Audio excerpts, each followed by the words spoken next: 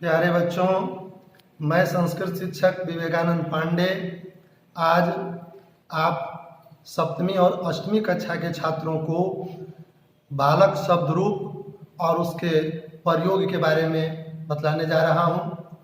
तो आइए देखते हैं। बालक शब्द रूप, बालक जो है यह अकारांत पुल्लिंग शब्द है। शब्द जो है अपने अंतिम स्वर के आधार पर शब्द ग्रुप में बटा हुआ है।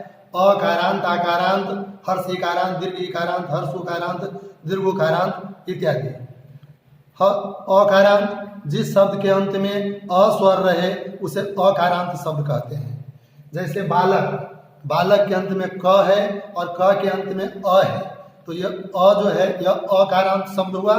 और यह संस्कृत में अकारांत शब्द प्रायः पुल्लिंग होता है, तो इसका यह शब्द रूप बालक शब्द का 8 कारक और 3 वचन में इसका यह शब्द रूप हुआ। अब इसका प्रयोग में यहाँ देखते हैं कि जैसे लिखा उचित शब्द रूप रिक्त स्थानानि पूरयेत। इसके आधार पर हम लोग जो है जो भी आपके पुस्तक में दिए हुए जो शब्द हैं उसका वाक्य में कौन सा सही रूप तय हो रहा है, उसके अर्थ के अनुसार कौन सी विभक्ति उपयुक्त विभक्ति उसमें होनी चाहिए, ये समझ करके हम लोग उसका प्रयोग करते हैं। जैसे शिक्षक वैस पाठयति, और यहाँ पुस्तक में छात्र दिया हुआ है, यानी छात्र शब्द के सुटेबल फॉर्म से उचित रूप से इस खाली जगह को भरना है।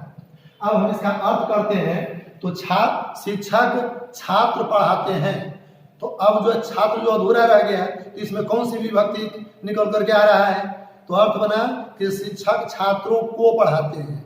तो को जो है यह द्वितीय विभक्ति का चिन्ह है और छात्रों यह बहुवचन हो गया। छात्र अकारांत शब्द है, इसका रूप बालक के अनुसार चलेगा, तो छात्रों को यानी द्वितीय विभक्ति और बहुवचन। तो बालक शब्द के द्वितीय विभक्ति के बहुवचन में बालकान होता है, इसलिए यहाँ क्या हो जाएगा, छात्रान हो जाएगा।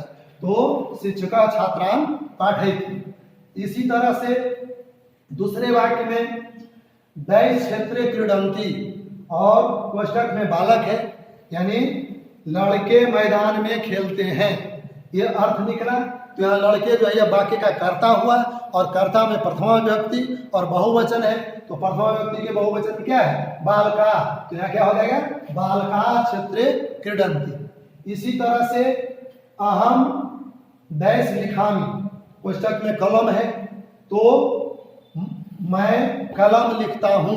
अब यहाँ कलम में यह जो अधूरा रह गया इसको कौन सी विभक्ति लगा के पूरा करेंगे, तो हम अगर उसका क्रमशः भी करके देखेंगे, या ये तो सामान्य वाक्य है, इसमें ऐसे ही पता चल जाता है कि मैं कलम से लिखता हूँ।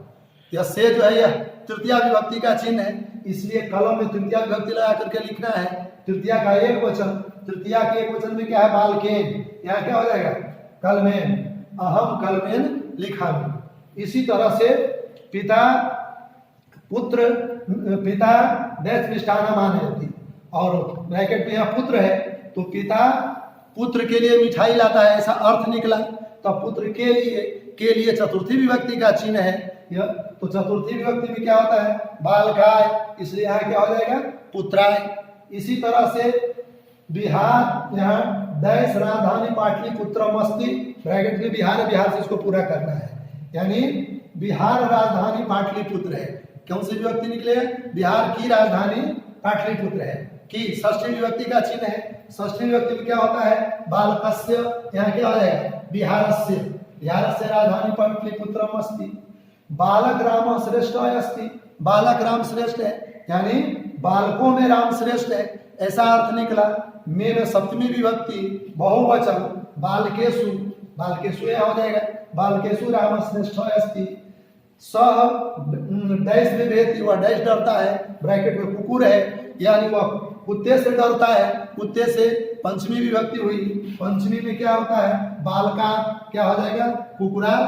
इसी तरह से आप प्रयोग करके इन अभ्यास कार्य को आप पूरा करेंगे। धन्यवाद।